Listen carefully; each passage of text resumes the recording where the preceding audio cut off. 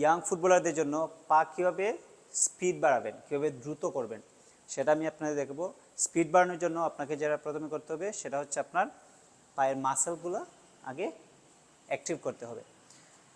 এখন এ ধরনের ভিডিও আমি ইয়াং প্লেয়ারদের জন্য আপনাদের উপকারের জন্য দিয়ে থাকি।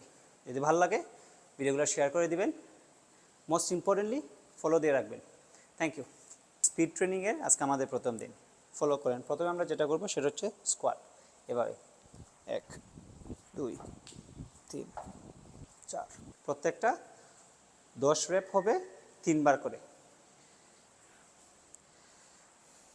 1 2 3, চেস্টটা খাড়া রাখবেন। 4 মিনিট।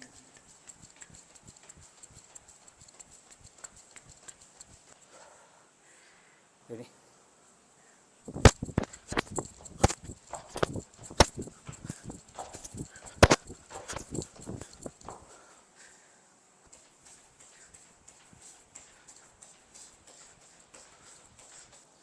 কোমরে হাত, ঠোঁট উপরে।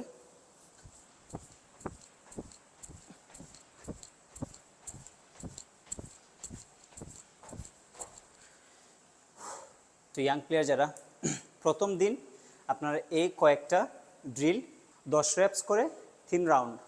সো প্রত্যেকটা আপনি 10 রেপস করে 3 রাউন্ড কমপ্লিট করার পরে আপনি রেস্ট যাবেন। তবে একটা জিনিস, এগুলা করার আগে আপনাকে ওয়ার্ম আপ আগে কমপ্লিট করে নিতে হবে, না হয় আপনার যে কোনো সময় কাফ মাসেলগুলো টান খাইতে পারে।